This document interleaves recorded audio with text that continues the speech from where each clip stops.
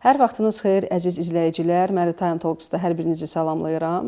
Dövlət Dəniz və Liman Agentliyinin təqdimatında nümayiş olunan bugünkü buraxılış dənizdə zərif güc mövzusuna həsr olunub. Bu da təsadüfi deyil, çünki bugün 18 may tarixi dünyada Beynəlxalq Dənizçi Qadınlar Günü kimi qeyd olunur. Elə müsahibim də xanım dənizçidir. O, agentlikdə hal-hazırda təsnifat cəmiyyətləri ilə iş şöbəsinin baş mütəxəssisi vəzifəsini icra edir. Xoş gəlmisiniz Ayşən xanım. Salam Pərvənə xanım, xoş gördük. Qeyd edim ki, Ayşən xanım Azərbaycan Dövlət Dəniz Akademiyasının məzunudur. O, gəmiqayırma və gəmi təmiri ixtisası üzrə təhsil alıb və 2022-ci ildən agentlikdə fəaliyyət göstərir. Və müzakirələrimizə keçməzdən əvvəl istərdim ki, bugünün səbəbkarlarına məhz xanım dənizçiləri təbrik edim. Onlara çətin və məsuliyyətli işlərində uğurlar arzulayım. Arzu edirəm ki, səfərləriniz uğurlu, yolunuz açıq və üfüqləriniz işıqlı olsun. Müzakirələrimizi ənəv bir sualla başlamaq istərdim. Ayşən xanım, ümumiyyətlə dənizçilik sahəsi spesifik sahədir və say etibarilə xanım dənizçilərə az rast gəlinir. Ümumiyyətlə, yaxın ətrafda dənizçi olanda bu sahəyə meyil artır. Və sizdə bu necə baş verdi? Ümumiyyətlə, gəmiçilik ixtisasını seçməyinizdə, ümumiyyətlə, dənizçilik sahəsinə yönəlməyinizdə səbəb nə idi? Belə deyərdim, ailəmdə dənizçi olmayıb və bu sahədə ilk dənizçi mən hesab olunuram. Dənizçiliyə marağım daha çox texniki sahələrə olan diqqətimdən və marağımdan irəli gəlib. Belə deyərdim ki, mən gəmiqayırma və gəmi təmiri ixtisası üzrə mühəndislik təhsili almışam və bu sahəni seçərkən həm fərqli, həm də inkişafa daim açıq olan bir sahə kimi gördüyüm üçün perspektiv baxımından bu sahəni seçmişəm. Düşünürəm ki, dənizçilik yalnız gəmidə işləməkdən ibarət deyil. Bu həmçinin texniki bilik, bacarıq və məsuliyyət hissi ilə də əlaqəlidir. Hal-hazırda artıq 4 ildən çoxdur ki, fəaliyyət göstərirəm və bu müddətdə sahənin nə qədər geniş və maraqlı olduğunu və yoxlama proseslərində bu marağın daha da, belə deyərdim ki, inkişaf etdiyini görmək mənim üçün çox xoşdur və eyni zamanda qadınların sayının az olmasına baxmayaraq düşünürəm ki, bu sahədə peşəkar olmaq və bu sahədə bilik və bacarıqların formalaşdırılması əsas amillərdən biri hesab olunur. Siz qeyd etdiniz ki, ailədə ilk dənizçisiz. Və hal-hazırda ilk dənizçi olaraq ailənizdə, yaxın ətrafınızda sizin yolunuzu davam etmək istəyən şəxslər var? Ailəmdə deyil, amma şəxsən ətrafımda bəli. İnsanlarda buna qarşı maraq oyanıb. İlkin olaraq bildirim ki, insanlarda qeyd edim ki, dənizçiliyə maraq olaraq yanaşılır, amma təbii ki də ətrafda olan insanlara dənizçiliyin maraqdan ibarət, təkcə maraqdan ibarət deyil, həmçinin ciddi bir məsuliyyətdən ibarət olduğunu vurğulayıram. Sadəcə olaraq insanlarda, gənc mütəxəssislərdə və gənclərdə daha çox geyim və dənizçilik həyatı, belə deyim ki, daha çox maraq çəkir və bu sahə ilə bağlı da bəli, insanlara bu sahənin necə maraqlı, məsuliyyətli və intizamlı olması barədə məlumat verirəm və bəli, yönləndirdiyim şəxslər olub ki, bu sahədə hal-hazırda təhsil alan tələbələr və müəyyən bir sahələrdə işləyən mütəxəssislər mövcuddur. Ümumiyyətlə, seçdiyiniz ixtisas həyatınıza təsir etdi? Bu seçim həyatımda həm peşəkar, həm də şəxsi inkişaf baxımından böyük rol oynayır. Düşünürəm ki, dənizçilik sahəsi məsuliyyət, çevik və disiplin tələb edən bir sahədir və eyni zamanda beynəlxalq standartların bu minvalda, belə deyərdim ki, tətbiq olunması, fərqli insanlarla ünsiyyət qurmaq bacarığı və həmçinin də mənə həmçinin böyük təcrübə qazandırdı. Düşünürəm ki, bu sahəni seçməklə özümü daha güclü və özünə inamlı hiss edirəm. Siz qeyd etdiniz ki, artıq 4 ildən çoxdur ki, agentlikdə çalışırsınız və aldığınız təhsil bu 4 il müddətində işinizdə sizə hansısa üstünlükləri verib? Bəli, mən deyərdim ki, gəmi mühəndisliyi ixtisası üzrə təhsil almışam, baxmayaraq ki, birbaşa mühəndis kimi fəaliyyət göstərmirəm. Amma gəminin daxili strukturu, onun fundamental səviyyədə bilmək və quruluşuna, standartlara nəzarət mənim həm yoxlama prosesində, həm də sənədlərlə işləyərkən sənədləri daha dəqiq və düzgün qiymətləndirməyə çox böyük bir köməklik göstərir. Mən istərdim bir məsələyə aydınlıq gətirəsiniz. Ümumiyyətlə, gəmi mexaniki həm də gəmi mühəndisi hesab olunur. Düzdürmü? Və bunun nə kimi oxşar və fərqli cəhətləri var? Bəli, doğru vurğulayırsınız. Gəmi mexaniki də həmçinin mühəndislik sahəsinə aid hesab olunur. Amma buna baxmayaraq mən bunların iş istiqamətinin tamam fərqli mövqelərdə olduğunu görürəm. Bildiyimiz kimi hər ikisinin əsas məqsədi gəminin texniki istismarına xidmət etməkdir. Amma gəmi mexaniki daha çox gəminin mühərrik və daxili mexanizmlərinin iş prinsipi ilə əlaqəlidir. Gəmi mühəndisliyi isə gəminin layihələndirilməsi, texniki quruluşu və beynəlxalq standartlara nəzarət olunması ilə əlaqəlidir.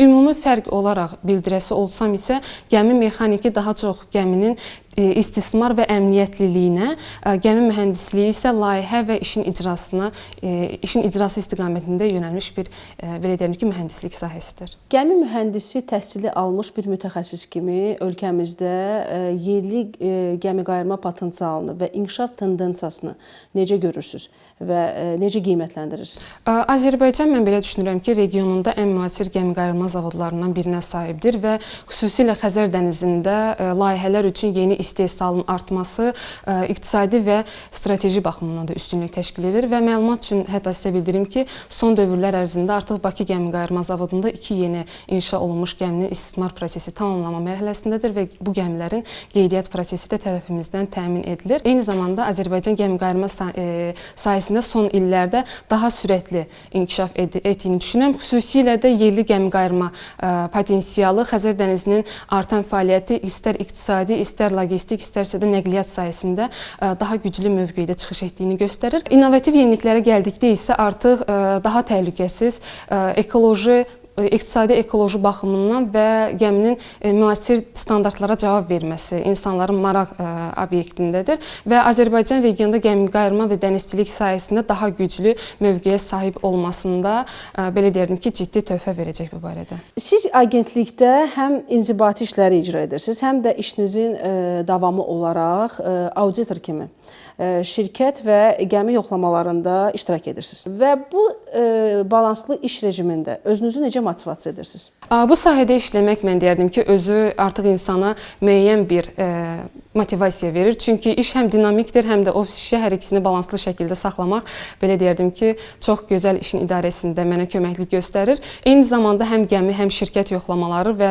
bu hər iki yoxlamanın ikisində də iştirak etmək sahənin daha dərindən və geniş mənada anlamağa imkan verir. Auditor kimi yoxlamalarda iştirak etmək məsuliyyət hissini və peşəkar yanaşmanı artırır və amma mənim üçün ən böyük motivasiyası gördüyüm işdə bir xanım mütəxəssis olaraq uğur qazanmağımdan ibarətdir. Ümumiyyətlə, gəmi yoxlamaları mən deyərdim ki, həm bilik, həm də diqqət tələb edir. Və bir auditor xanım kimi gəmi göyərtəsində olarkən heyətin sizə qarşı peşəkar münasibəti və ilk reaksiyası necə olur? İnsanlar bir təəccüb hissi ilə qarşılayırdılar. Çünki gənc xanım və mütəxəssis kimi gəmi yoxlamalarını həyata keçirmək insanlarda bir növ qeyri-peşəkar yanaşmanın olması kimi situasiya formalaşdırır. Amma buna baxmayaraq artıq yoxlama prosesi davam etdikcə verilən suallar, gəminin texniki istismarı ilə bağlı hazırlıq səviyyələrinin yoxlanılması, bu kimi hallar artıq hər iki tərəfində qarşılıqlı peşəkar münasibətinin yaranmasına səbəb olur və bu kimi hallarda artıq yaranmış münasibət insanların düşüncəsinin stereotipdən kənar olması ilə bağlı nəticələrə gətirib çıxardır. Eyni zamanda kiçik bir hadisəni sizə bildirim özümlə bağlı. Ötən illərdə İstanbul şəhərində, Türkiyə Cümhuriyyətində yoxlama həyata keçirdim və yoxlama həyata keçirən zaman liman əməkdaşlarının ilk xanım auditor olmamla bağlı mənə belə deyərdim ki, bir kompliment bildirdilər və bu mən düşünürəm ki, dəniz nəqliyyat sahəsində bir xanımın qazana biləcəyi uğurlardan biridir. Peşənizdə daha çox tələb olunan 3 bacarıq haqqında istərdim danışasınız. Mənim fikrimcə bizim peşədə tələb olunan 3 əsas bacarıq dəqiqlik və detallara diqqətdir. Çünki gəmiçilik və dənizçilik sahəsində xırda bir texniki səhv böyük bir qəzalara səbəb ola bilər. İkinci, ən önəmlisi qeyd etmək istərdim ki, yerli və beynəlxalq hüquqi bazanın olmasıdır. Çünki dəniz nəqliyyat sahəsi bildiyimiz kimi daim yeniliklərə açıq və inkişaf edən bir sahədir və eyni zamanda beynəlxalq konvensiyalarda olan düzəlişlərin, dəyişikliklərin bizim yerli qanunvericiliyə yansıdılması bizim öhdəliyimizə düşən məsələlərdən biridir və üçüncüsü isə tək dəniz nəqliyyat sahəsi ilə bağlı deyil, ümumiyyətlə bütün sahələrə şamil etmək istəyərdim ki, ünsiyyət bacarığının formalaşmasıdır. Çünki ünsiyyət bacarığının formalaşması insanlarda qarşılıqlı olaraq diplomatik əlaqələrin də daha effektiv şəkildə qurulmasına kömək edir. Mən istərdim ki, hal-hazırda dənizçilik sektorunda qadınların rolu barədə danışasınız və bu necə dəyişir? Ümumiyyətlə bu gələcəkdə sizin fikriniz necə olacaq? Dənizçilik sektorunda mən qeyd edərdim ki, qadınların rolu son illərdə nəzərə çarpacaq dərəcədə artıb. Yəni bu təkcə inzibati deyil, həmçinin operativ və texniki sahələrdə, gəmi heyətində və auditor mühəndis kimi sahələrdə fəal iştirak etməyə başlayırlar. Bu tendensiyanı ilkin olaraq qadın mütəxəssislərin təhsil sahəsində də inkişaf etməsi və eyni zamanda onların öz üzərlərində müəyyən düşən öhdəliklərin icrasının peşəkar şəkildə icra olunması ilə əlaqəli görərdim və məncə ümumi olaraq sahənin inkişafı açıq və peşəkar mühitə çevrilməsi ilə başlayır. Siz qeyd etdiniz ki, son illərdə dənizçilik sektorunda qadınların rolu nəzərə çarpacaq dərəcədə dəyişib. Bu tendensiyanı nədə görürsünüz? Bu tendensiyanı ilk növbədə qadınların texniki və idarəetmə sahəsindəki artıq tutduqları mövqelərdən, belə deyəlim ki, nümunə olaraq göstərə bilərəm.